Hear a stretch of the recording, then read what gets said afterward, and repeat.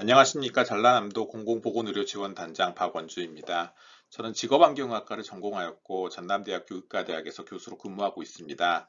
오늘 전라남도 공공보건의료 연계협력 워크숍에 대면과 비대면으로 참여해 주신 여러분들에게 대단히 감사드립니다. 오늘은 공공보건의료 필요성에 대한 이해라는 내용으로 저희 지원단과 현재 저희가 만들어가고 있는 우리 지역의 공공보건의료 연계협력 시스템에 대해서 설명드리도록 하겠습니다. 보셨을지 모르겠는데 그 맷 데이먼이 주연을 맡은 엘리시움이라는 영화입니다. 지금으로부터 약 50년 뒤 미래의 지구를 배경으로 하고 있습니다. 양극화가 매우 심해진 사회에서 부자들은 이 지구 밖에 이렇게 엘리시움이라는 낙원을 만들고 살아갑니다. 그래서 그 엘리시움에서는 최고의 의료 서비스를 너무 쉽게 받을 수 있어서 거의 뭐 무병장수, 불로장생의 단계에 사람이 이르게 됩니다.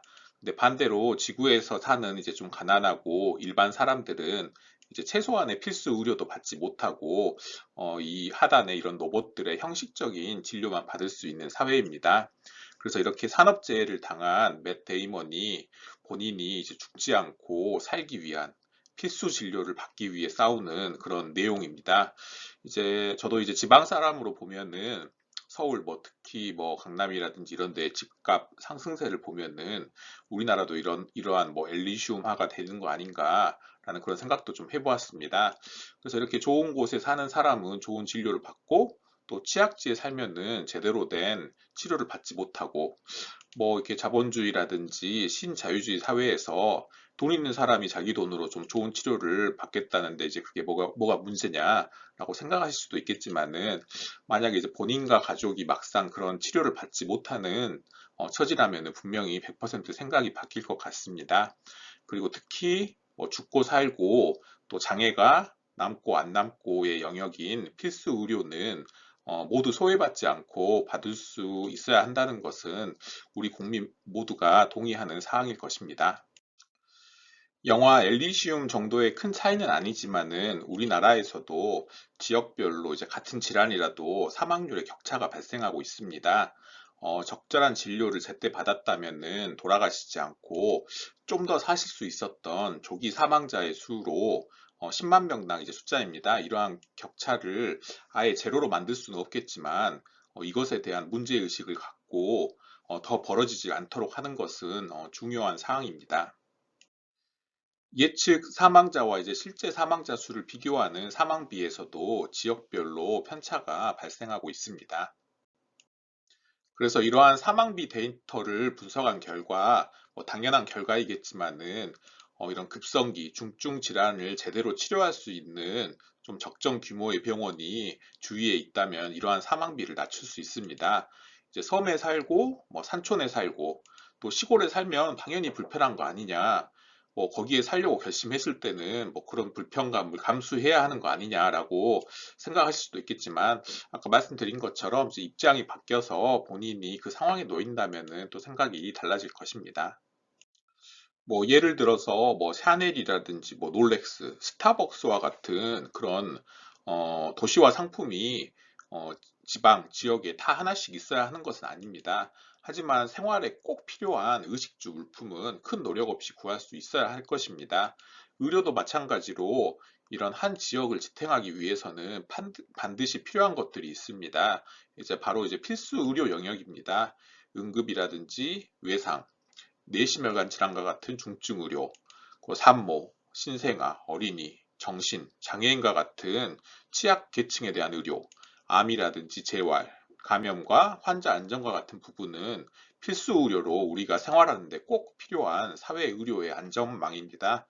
그래서 적절한 필수 의료를 제공하는 곳을 만들고 또 국민이 골든타임에 빠르게 그곳을 이용할 수 있게 하는 것은 또 정부의 역할이고 또 대한민국 국민이라면은 또 반드시 누려야 할 권리이겠습니다.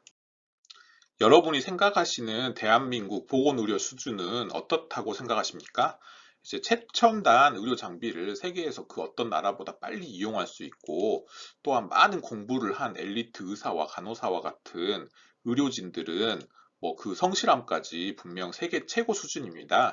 그래서 이러한 의료 인력과 시설에 또 게다가 성공적인 건강보험으로 인해서 상대적으로 저렴한 의료비까지 이것들을 모두 종합해 보면은 나무랄 데 없는 최고의 보건의료 시스템을 가진 국가라고 할 수도 있겠습니다.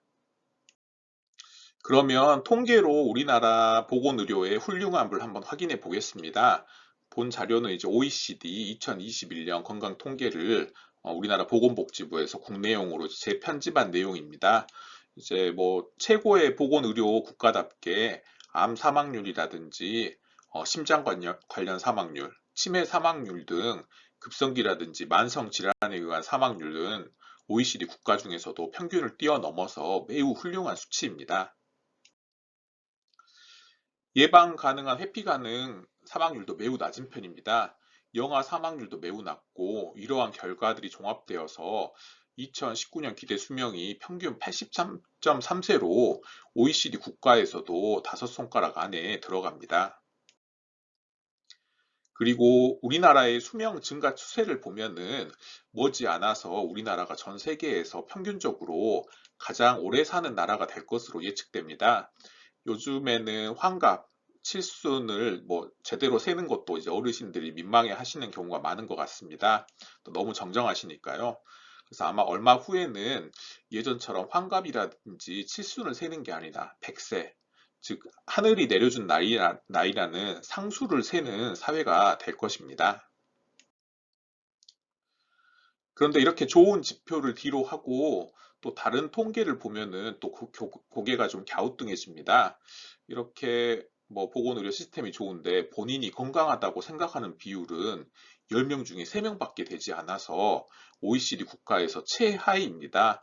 다들 본인이 건강하지 않다고 생각해서 그런지 국민 1인당 외래 진료 수는 독보적인 1위로 의료 이용 건수가 매우 많습니다. 그리고 우리 사회에서 가장 감추고 싶은 지표인 자살 사망률이 OECD 회원국 1위에 이제 불명예를 가지고 있습니다. 앞에서 말씀드린 것처럼 의료 이용 건수는 매우 많고 보시면 간호사도 적지 않게 배출되는데 뭐 임상, 특히 응급이라든지 외상, 중환에서는 간호사가 항상 부족합니다. 이제 고생해서 딴 간호사 면허증을 사용하지 않는 유유 간호사가 많습니다. 그리고 우리나라 간호사의 이제 처우는 열악하고 이직률이 매우 높습니다. 그리고 이러한 열악함은 지방에서는 몇 배로 이제 가중됩니다. 이제 지방 지역에서 원장님들과 대화하다 보면은 간호사 구하기가 너무너무 힘들다고 하소연하십니다. 그러면 제가 그럼 좀 월급을 많이 올려주세요. 그러면은 많이 지원할 건데요. 그리고 이렇게 말하면은 그러면 인건비로 병원이 망한다. 또 그러시더라고요. 그래서 이렇게 정확한 현황 파악과 효율적인 지원 정책이 필요할 것 같습니다. 병상수 통계를 보아도 규모 면에서는 우리나라의 총 병상수는 적지 않습니다. OECD 2위이고요. 그런데 요즘에 뉴스를 보면 아시겠지만 코로나 위중증 환자 한 1000명 정도의 국가의 이제 중환자 병상 시스템이 비상이 왔다는 걸 보면은 뭔가 또 이상합니다. 그래서 병상 수는 많지만 실제 병원 경영에 큰 도움이 되지 않는 오히려 이제 병원 경영의 발목을 잡을 수 있는 이제 공공성 높은 병상 수는 매우 작은 현실입니다. 이 사진은 이제 불균형 보디빌더라고 인터넷상에서 돌아다니는 사진입니다. 이제 상체 운동만 열심히 해서 언뜻 보면은 몸이 굉장히 좋아 보이지만은 하체 운동은 안 해서 몸을 지탱하는 하지는 매우 약해 보이고 불균형적이어서 위태로운 모습입니다. 이제 뭐 긴 바지를 입고 있었다면은 뭐 이렇게 위태로운지 전혀 몰랐을 것 같습니다. 저는 이러한 불균형 보디빌더가 우리나라의 이제 보건의료 체계가 아닌가라는 생각을 해 보았습니다. 그래서 이렇게 강력히 발달된 상체는 서울 중심, 그리고 대형 병원 중심, 그리고 비급여라든지 미용, 뭐 실손보험 관련 진료로 볼 수 있다면은 이제 빈약해서 툭 치면은 쓰러질 것 같은 하체는 이제 1차 의료, 그리고 바이탈로 불리는 치명질환 관련 의료와 뭐 이렇게 감염과 예방, 그리고 장애인과 같은 취약계층에 대한 진료, 그리고 지방 지역의 의료 현실로 대표될 수 있을 것 같습니다. 어찌어찌 이제 현재는 어, 현재는 이제 이 상태로 버티고 있지만 조만간 이 불안한 하체를 파고들 만한 아주 큰 태클이 들어올 것 같습니다. 그 태클을 이제 보자면은 바로 인구 고령화입니다. 우리나라 이제 발전의 원동력이었던 젊은 생산 가능 인구 비율이 향후 반세기 동안 계속해서 줄어들고 이 줄어든 청장년 수로 6.25 이후로 정말 고생하셨던 우리 베이비 부머, 우리 부모님 세대를 이제는 봉양해야 될 그런 차례입니다. 전라남도는 65세 이상 인구가 차지하는 비율이 23.6%로 이미 초고령 사회로 진입한 지역입니다. 고령 인구 비율도 17개 행정구역 중 1위입니다. 저나 또 우리 윗세대는 이렇게 말할 수 있을 것 같습니다. 우리는 부모님, 조부모님 말고도 집안 어르신 다 모시고 동네 어르신도 다 모시고 그랬다. 또 경로 효친의 국가에서 당연한 것 아니냐라고 생각하실 수도 있지만은 하지만 이 지표 노령화 지수를 보시면은 좀 얘기가 달라질 것 같습니다. 이 노령화 지수는 14세 이하 유소년 100명당 노령 인구의 비율입니다. 그러니까 즉 생산 가능 연령이 이제 향후 부양해야 할 노년 인구의 비율입니다. 그래서 1980년에는 유소년 100명이 노인 11.2명을 부양하면 됐습니다. 그리고 바로 동네 어르신 다 모시던 시절이었을 것 같습니다. 2000년에는 100명이 34.3명, 그리고 2020년 현재에는 129명으로 이렇게 부양해야 할 비율이 매우 급격하게 증가하고 있습니다. 그리고 2040년이면 이렇게 멀지 않았죠? 2040년이면은 100명이 346명을 부양해야 되고, 그리고 특히 고령 인구 비율이 높은 전남에서는 여기로 추가로 146명, 즉 전라남도에서는 2040년이면은 유소년 100명당 492명을 부양해야 한다는 것입니다. 지금 봐도 상당히 눈앞이 깜깜해지는 수치입니다. 그리고 더불어 추가적으로 이제 이런 베이비 부머 세대가 끝나갈 때는 상속을 주는 사람은 많은데 상속을 받을 사람은 상대적으로 적기 때문에 또 상속을 받는 사람과 받지 못하는 사람 간에 또 부익부 빈익빈, 불평등, 양극화도 더 심해질 가능성이 있을 것 같습니다. 그리고 65세 이상의 노인분들의 전체 진료비는 또 매년 증가하고 있으며, 이제 고령화, 연령대가 높아질수록 사용하는 진료비 또한 좀 눈덩이처럼 커져갑니다. 의료비 증가율도 OECD 국가에서도 단연 1위입니다. 2003년부터 15년간 국민 1인당 의료비가 3배 이상 증가하였습니다. 매년 5% 이상씩 은행으로 치면 단리가 아닌 복리로 증가하고 있습니다. 사실 통계에 잡히지 않는 정부가 파악하지 못하는 비급여까지 고려한다면은 실제 증가율은 더 높을 가능성이 있습니다. 저는 이제 제 전공이 환경의학이기 때문에 환경의학을 전공하는 입장에서 인구가 자연스럽게 줄어드는 것에 대해서 무조건 나쁘다고 보지는 않습니다. 하지만 다만 큰 문제는 그 속도가 예상보다 너무 빠르고 우리가 그 변화를 준비했냐는 것입니다. 요즘 코로나 환자가 폭증하고 이제 중환자 병실이 포화에 이르면서 도대체 이 팬데믹 2년 동안 무슨 준비를 한 거냐라는 이런 볼멘 소리가 이제 터져나오고 있습니다. 이와 마찬가지로 우리는 이런 초고령 사회의 보건 의료에 대한 준비가 되어 있을까 이런 고민을 해봐야 될 것 같습니다. 아니면은 준비를 시작해야 한다는 그런 사회적 공감대라도 형성이 되어 있을까라는 고민을 해봐야겠습니다.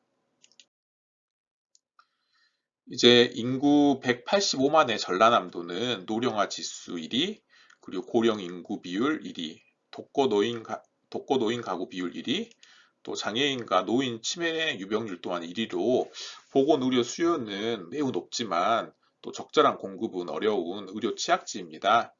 그래서 미래의 전라남도에서 보건의료 시스템이 성공적으로 운영될 수 있다면은 아마 우리나라 다른 모든 지역에서도 분명히 성공할 수 있을 것입니다.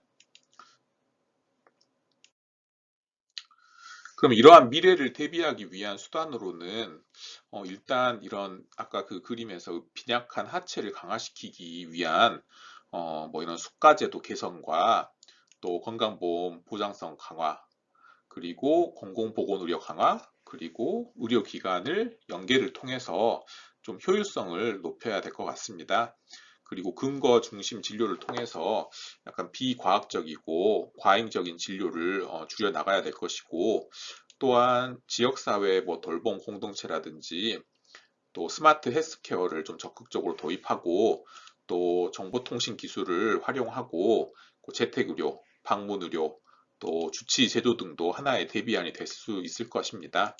뭐 이런 것들은 현재 정부에서도 시범 사업을 추진하는 것도 있고 제도권 안으로 조금씩 들어오는 것도 있습니다. 저희 공공보건의료 지원단은 이 중에서 공공보건의료 강화와 의료기관 연계를 강화한다는 강화하고 지원한다는 목표를 가지고 있습니다. 그래서 정부에서는 이러한 미래를 대비하기 위해서 2018년 공공보건의료 발전 종합대책을 세워서 발표를 했습니다. 뭐 종합대책 발표를 간단하게 살펴보면은 공공보건의료 강화를 위해서 또 권역과 지역에 또 책임 의료기관을 지정하고 지원하여서 이제 공공보건의료를 육성하고 이를 통해 권역과 지역, 기초 간의 네트워크를 강화시킨다는 것입니다. 또 취약계층에 대한 의료 서비스를 확대하고 필수 중증 의료와 또 이런 감염병이라든지 환자 안전 분야를 또 정부에서 적극적으로 지원할 예정입니다. 우리나라 사람 중에 어려운 사정을 알고서 도와주지 않은 사람은 없을 것 같습니다. 분명히 이제 그런 어려운 사정을 몰라서 못 도와주는 경우가 많을 것입니다. 이제 언론에 안 나와서 그렇지 이런 사건이 상당히 많을 것 같은데요. 이제 과거 송파 세모녀 사건을 보시면은 이제 생활고 상태에 건강 문제가 겹치니까 이제 가족이 감당하지 못할 상태가 되어서 이제 하지 말아야 될 선택을 한 사건입니다. 그리고 아래를 보시면은 아이유 씨가 나오는 드라마 나의 아저씨를 보면은 아이유 씨가 이제 뭐 회사에서 일도 잘하고 야무져 보이고 정말 똑똑하지만은 이런 장기 요양 제도를 몰라서 아프신 할머니를 이제 그 하루 종일 열악한 골방에 방치해서 병을 키우는 장면을 볼 수 있습니다. 그래서 이렇게 아이유 씨가 할머니한테 저번에 그 할머니 업어줬던 그 아저씨가 이렇게 좋은 제도를 알려줬다 라고 말을 합니다. 그래서 이렇게 좋은 이제 의료 복지 제도를 이제 필요한 사람이 알 수 있게 알려주는 이런 뭐 나의 아저씨 같은 사람이 많아야 될 것 같고 지금도 뭐 사회복지사 분들이라든지 상당히 많습니다. 하지만 지금은 이제 또 의료에 저희 의료진들도 뭐 단순히 진단하고 치료하고 퇴원시키면 끝이 아니라 또 이런 약간의 나의 아저씨 같은 역할도 조금 같이 해주는 것 이런 것들이 또 의료기관, 공공기관 간의 연계가 될 수 있겠습니다. 그래서 이런 사업들을 지금 권역 및 지역 책임 의료기관에서 진행을 하고 있고 이걸 통해서 약간은 이제 그 병원 중심, 의료진 중심으로 좀 이런 역할을 앞으로도 수행할 수 있을 것으로 기대하고 있습니다. 다음 공공보건의료 발전 대책으로는 공공보건의료 인력을 양성하고 역량을 강화하는 것입니다. 지방이라든지 지역에는 정말 이런 전문가가 좀 부족한 게 사실이고 이런 사람들을 앞으로도 꾸준히 이제 그 키워 나가는 것 이런 것들도 이제 저희의 역할이 되겠습니다. 그리고 공공보건의료 거버넌스를 구축해서 정부와 또 지자체 또 지역이 다 같이 또 병원이라든지 다 같이 함께 미래를 대비할 수 있도록 또 머리를 함께 맞대고 고민할 수 있는 시스템을 만들어 가야겠습니다. 정부에서는 이러한 종합 대책을 수행하기 위해서 공공보건의료 종합에 대한 틀을 세웠습니다. 그래서 각 지역의 공공보건의료에 대해 좀 더 관심을 가지고 또 책임감을 좀 더 부여할 이제 권역 책임 의료기관과 지역 책임 의료기관을 지정하였고, 각 지역에서 공공보건 의료 강화를 위한 세부적인 사업들을 현재 책임 있게 추진하고 있습니다. 전국 이제 17개의 권역에 권역 책임 의료기관을 선정하였습니다. 전라남도에서는 화순 전남대학교 병원, 그리고 광주는 전남대학교 병원에서 지역의 이제 공공보건 의료 강화를 위한 사업을 추진하게 됩니다. 대부분 지역이 이렇게 국립대병원에서 정부의 책임을 대신 맡아서 이제 그 수행하고 있습니다. 근데 뭐 이렇게 인천의 가천대 길병원이라든지 그리고 울산대병원 이런 곳은 이제 국립대병원도 아닌데 정말 공공보건의료 사업을 책임감 있게 이끌어가는 모습을 보면은 참 어려운 일을 참 쉽지 않은 일인데 정말 대단하다라는 생각을 자주 하고 있습니다. 또 70개의 중진료권 단위에는 지역 책임 의료기관을 선정하였습니다. 그래서 전라남도에서는 목포시 의료원이 이 힘든 일을 또 책임감 있게 맡아주셨습니다. 대단히 감사합니다. 우리 권역 및 지역 책임 의료기관 그리고 보건소와 공공보건의료 유관기관들이 힘을 합쳐서 앞으로 다양한 사업을 이런 여러 가지 다양한 사업을 같이 추진해 나갈 예정입니다. 사실 이제 권역 책임 의료기관과 큰 상급 종합병원들은 사실상 지역을 잘 모릅니다. 그리고 저마다의 접근성과 역할이 다를 것입니다. 그래서 권역과 책임 의료기관, 그리고 보건소와 병의원, 그리고 유관기관들이 저마다 잘할 수 있는 것들이 정해져 있습니다. 그래서 한정된 자원으로 최대의 효율을 낼 수 있도록 연계와 협력을 통해서 각자의 능력이 서로 상승 효과를 낼 수 있어야 될 것입니다. 그래서 이러한 연계를 돕기 위해 만들어진 것이 전국의 공공보건의료 지원단입니다. 다른 지역은 모두 이렇게 대학병원에서 이제 위탁 운영하는 것과 달리 전라남도에서는 도청이 직접 직영으로 도민을 위해 운영을 하고 있습니다. 저희 전라남도 공공보건의료 지원단은 이제 공공보건의료에 관한 법률에 따라서 2019년에 설치되어서 2019년 12월에 출범식을 가졌습니다. 이제 두 돌이 막 지났기 때문에 어떻게 보면 아직은 아장아장 걸어야 하는 어떻게 보면은 또 여러분들 지원하기보다는 현재는 여러분들의 지원을 받아야 하는 상황도 자주 발생합니다.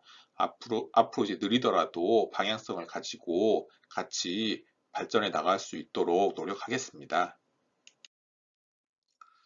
전라남도 공공보건의료지원단의 목적과 미션, 비전입니다.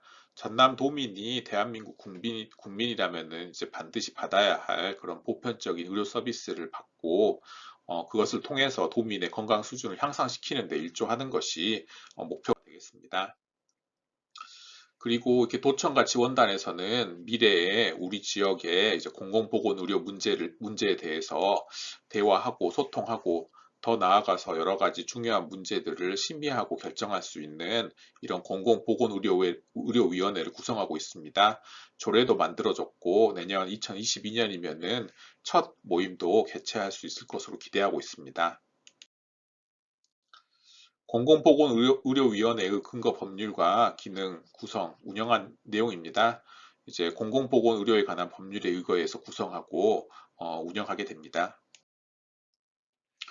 끝으로 우리 지역의 공공보건의료를 함께 연대해 나갈 기관들을 이렇게 지도에 담아 보았습니다. 이 내용은 지원단에서 2022년 탁상 달력으로 제작해서 배포할 예정입니다. 지도에 표시해 보니까 저도 몰랐던 정말 전문성 높은 좋은 기관들이 우리 지역에 많이 있고 어떻게 보면 서로가 서로를 모른 채 앞만 보고 열심히 달려온 거 아닌가라는 생각을 해 보았습니다.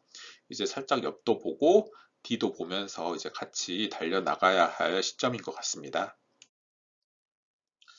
전남 지역의 이제 정부 사업 유관 기관입니다. 감염병이라든지 심내혈관 질환, 응급, 그리고 암, 그리고 건강 증진이라든지 금연, 정신, 치매 이런 유관 기관들이 위치해 있습니다. 다음은 목포권입니다. 이제 공공보건의료 연계 협력 사업에서 최종적으로 우리 도민들과 접촉하는 많은 부분을 이제 보건소가 이제 역할을 해줄 것으로 기대하고 있습니다. 그래서 앞으로도 연계 협력 사업에 보건소의 역할이 점점 커질 것으로 예상됩니다. 여수권입니다. 이제 보건소와 노인 전문 요양병원과 지역 응급의료센터, 지역 응급의료기관이 이렇게 위치하고 있습니다. 순천권입니다. 그래도 전남 지역에서는 유일하게 인구가 증가하는 지역입니다. 여러 가지 좋은 그 인구 소멸 대응 정책들이 효과를 보고 특히 이제 젊은 사람들에게 좋은 양질의 일자리를 제공할 수 있었던 것이 주요한 것 같습니다. 그래서 뭐 놀기에는 여수, 살기에는 순천이라는 말이 있는데요. 이런 좋은 인구 유입 인자들을 앞으로 전남 전체적으로 강화시킬 필요가 있겠습니다. 나주권입니다. 이제 의료가 또 지역을 변화시킬 수 있는 사례로 화순을 얘기할 수 있는데요. 이제 암 특화 전문 병원인 화순 전남대학교 병원을 중심으로 또 화순이 이런 암 치료, 뭐 요양이라든지 바이오, 백신 산업의 좀 메카로 커져가고 있습니다. 이제 관련 산업이 늘어나니까 제가 봐도 상권도 활성화되고 또 관광지도 개발되고 또 관광 오는 사람들도 늘어나고 그래서 지방 보건의료 강화를 통해서 이렇게 선순환되는 구조가 화순에서 만들어져 가고 있습니다. 그리고 강진, 완도, 장흥을 포함하는 해남권입니다. 끝으로 이제 광주의 북쪽인 영광, 담양, 장성의 영광권입니다. 영계라는 단어를 한자에서 찾아보니까 서로 이어져서 맞닿다 연, 이어 묵다 계로 잇다라는 말이 두 번이나 나온 단어입니다. 그래서 이렇게 삼국지의 연안계처럼 이어서 매는 일로 서로 이어서 같이 단합하면은 그 힘이 이제 분명 커질 것 같습니다. 또 이제 일선에서 이제 정말 힘들게 일하시는 입장에서는 또 이런 새로운 정부의 사업이라는 것이 또 항상 달갑지는 않은 것 같습니다. 현재도 이제 과부하 상태이고 사람을 더 이제 인력이라든지 이런 것들은 더 충원되지 않으면서도 이제 좋은 사업이라고 이렇게 강요하고 또 이제 실적과 평가라든지 이런 압박과 부담도 없지 않아 있습니다. 아마 이렇게 느끼는 것은 현재 이런 세부 사업들과 방식이 위에서 아래로 내려오는 방식이어서 그런 것 같습니다. 이렇게 위에서 아래로 내려오는 방식이다 보니까 정부에서 이제 지시하는 사업들이 기존의 지역에서 하는 것과 겹치고 또 이제 중복적인 이런 옥상옥 같은 것들이 많이 있는 것 같습니다. 그래서 향후 이제 지역에서 이런 실무자 중심으로 의견이 모아지면은 반대로 아래에서 위로 올라간 후 또 위에서 다시 내려오는 방식. 그래서 아래에서는 좋은 의견을 내고 이제 지방자치단체에서 빠르게 움직일 수 있고 그리고 좋은 의견을 내서 올리면은 위에서는 그 의견에 이제 힘을 실어주는 방식으로 앞으로 발전해 나가야 될 것입니다. 이제 천리길도 한 걸음부터라고 우리 지역의 이제 공공보건 의료 인프라가 올해보다는 내년이 더 좋고 또 매년 빠르면 좋겠지만 느리더라도 매년 발전해 나가기를 기원합니다. 저희 지원단 홈페이지도 있으니 방문하셔서 좋은 자료도 많이 이용하시면 좋겠습니다. 그럼 저는 이만 마치겠습니다. 경청해 주셔서 감사합니다.